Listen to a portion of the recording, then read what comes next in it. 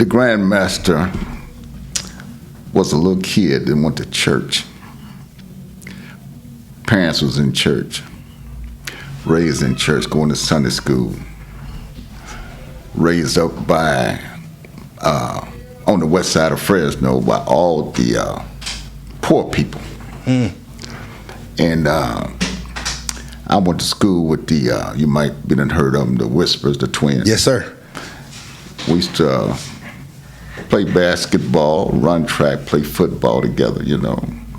Be in the bathrooms fighting and everything, you know, like kids do, you know. Yeah, keeping it real, yeah. So after I get into the 5th and 6th grade, they left us at the school and they went to the high school because, you know, high school started in like the 7th grade back then. Okay. A street called Edison High School was the baddest high schools in Fresno. And I was looking at the movie Cooley High, and it kind of reminded me of the same thing we went through as kids because they used to hang the teachers out the windows by their feet. Teachers could not handle them, you know. So those type of schools that I went to, you know. And then as time went on, you know, I was growing up, you know, and playing football, and I was #1 football runner in high school, you know. Sir.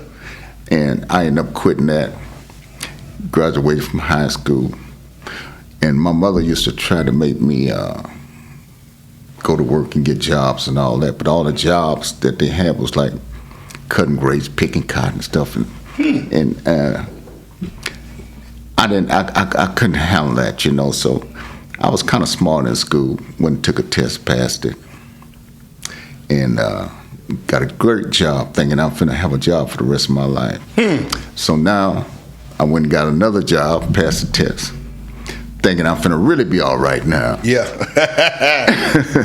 So as time went on, for about a month later, I got 2 determinations from that job. Because at that time, I wasn't aware, I was still a kid. And I just bought me a new Cadillac, you know, because I used to watch the players ride through, and that fascinated me, you know, because it's something that was far-fetched from my mind of thinking, you know, but they riding on brand new Cadillacs, and they got the German and tailor-made clothes on, looking good. I said, man, I really like that. Yes, sir. But not figuring it was going to ever fit into my life. So I'm riding down Fresno Street, and some lights start blinking off and on. And 2 prostitutes jumped out. And they wanted to ride with me. I said, put them in the car. We rode. So as we ride, one of them looked inside my head and said she liked me. And so it went on from there. But now going through the whole transition of my lifestyle, I became better and greater because life became so easy now. Yes, sir. I started buying new Cadillacs every year. So they actually picked you? They picked me, yeah. Come on, man. Come on, man. Yeah. So this inflated my life, and I was like 20 years old at this time. And I got so great at what I did at a young age. I was 20 years ahead of my peers. So I wanted to go into a club because I had friends of mine that used to get in clubs, but I couldn't get in. I still had that young look. And so I had to sit on the front of my car, and I had a convertible Cadillac. And I sit on the front of my car, me and my friend, he wouldn't go in until I was able to go in. At 12 o'clock that night, they let me come into the club. And then initially I got chose that night, so that took me off to another level. Yes, sir. So as my life expanded, I became better and better and better and better. And it became great by the time I was 26 years old.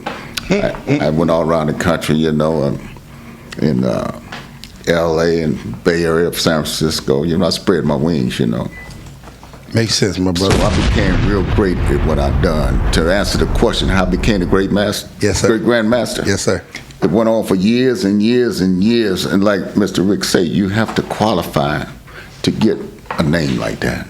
No, for sure. You know, you have to, it's longevity, staying on top of your game, you know. And I've lost a lot. I've learned a lot because you don't never stop learning. I'm still learning today. Yes, sir. You never stop learning. I got so velvet, I started booking entertainment, and I started upgrading my level in the life. Mm-hmm. The title of it is game, or the game is life. Yes, It's sir. just a title. And I ended up with Natalie Cole. We was at the Circle Star Theater down and she liked me, so I was in with Gene Upshaw, used to be at the Raiders. Yes, sir. And so one thing just led to another, so then I was hooked up with, when Rick James first got started, Lattimore, Bobby Blue Bland, I was doing a lot of big things at a young age. I was 25 or 26 years old. 25, 26 moving around when I was these doing all rooms. this. And then I had ordered, a company that I got, because, back during that time, the police would sweat you real hard, And just from driving New Cali, nothing that you was doing, because people, it was poverty everywhere, Blacks wasn't used to having too much. But we're the only ones that really having some, because no matter where you go, if you see a Cadillac coming down the street, down the highway, they throw their hand up through the sunroof. Yeah, it is. Recognizing each other, because you didn't see that all the time. So as time went on, things just got greater and greater and greater. Then all of a sudden I run into a brick wall, because 20 years straight, my money was consistent, my game was consistent. I was top dog, And all of a sudden it hit me beside the head and I lost a lot of money. All my team run off and everything. One thing led to another. But like Mr. Rick said again, a lot of them, when things happen to them, a lot of them fall and they don't never get back. Get back up. But you have to know how to, once you lose everything, get your game back together. Yes, sir. It all come from here.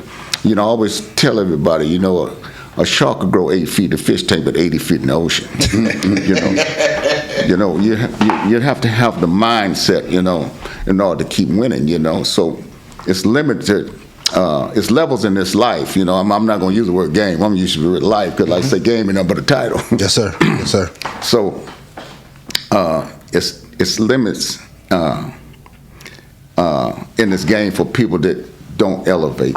Life is about elevating. Yes, sir. Climbing the mountain, get the the high ground. Amen.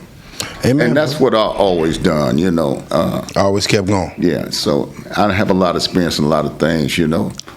Coming up to this point, so I understand exactly what Mr. Rick was saying.